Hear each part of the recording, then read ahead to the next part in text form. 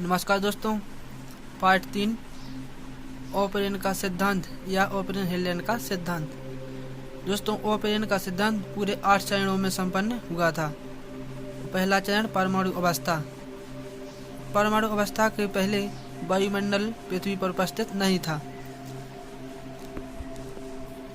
दोस्तों, इसके पहले के मत मैंने पार्ट 2 में दे दिए हैं, तो देख लेना।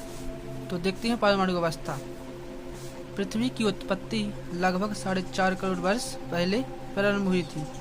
पहले गर्म गैसों से पृथ्वी भरी हुई थी, जिसमें H2O, SN, hydrogen, oxygen, sodium, nitrogen आदि गैसें थीं। धीरे धीरे पृथ्वी का तापमान कम हुआ एवं भारी तत्वों से पृथ्वी का क्रूर बना एवं हल्के तत्वों से ऊपरी सतह का निर्माण हुआ एवं सबसे हल्के तत्व से पृथ्वी आदि वायुमंडल बन गया। दोस्तों, अब दूसरा चरण आपका अणुओं एवं सरल यौगिकों का निर्माण।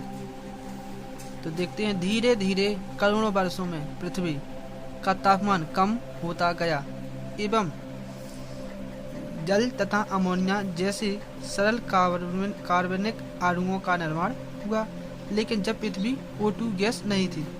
दोस्तों, पृथ्वी पर O2 गैस नहीं थी। जीवित रहने के लिए O2 गैस बिल्कुल नहीं थी। अब देखते तीसरा चरण कार्बनिक यौगिक का निर्माण। करोड़ों वर्षों तक बारिश होने से पृथ्वी का तापमान कम होता गया। करोड़ों वर्षों पृथ्वी पर बारिश हुई, तब पृथ्वी का तापमान कम होगा। जो गर्म गैसें थीं वो धीरे धीरे कम होती गई। फिर समुद्र का जल से भर जाना, समुद्र भी जल से भर गया, जिससे सरल यौगिकों की क्रिया से अनेक हाइड्रोकार्बन का निर्माण हुआ। मीथेन अमोनिया का निर्माण भी हो गया। चौथा चरण जटिल कार्बनिक यौगिक का निर्माण। सरल यौगिकों के बहुलीकरण से जटिल कार्बनिक यौगिकों जैसे प्रोटीन, वसा, पॉलीसेकेराइड, फ्यूरीन एवं पिरिमिडीन क्षारों तथा न्यूक्लियोटाइडों आदि का निर्माण हो गया। प्रोटीन के जल अपघटन से प्रोटोनोइड का निर्माण हुआ, जिनके एकत्रित होने से पृथ्वी माइक्रोस्फीयर्स का निर्माण हुआ, जिसके बाद में कोएसरवेट का निर्माण हुआ। पांचवा चरण न्यूक्लियो प्रोटीन एवं आदि जीव का निर्माण। दोस्तों, इस चरण में प्रोटीन एवं जीवों का निर्माण हुआ। इस चरण में प्रथम आनुवांशिक पदार्थ RNA का निर्माण हो गया, जिसमें प्रोटीन संश्लेषण की क्षमता थी। छठवां चरण प्रोकैरियोटिक जीव का निर्माण होना।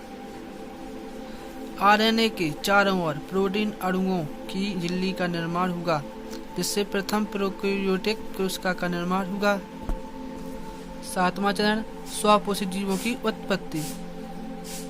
दोस्तों, अब इस चरण में स्वपोषी जीव उत्पन्न हो गए।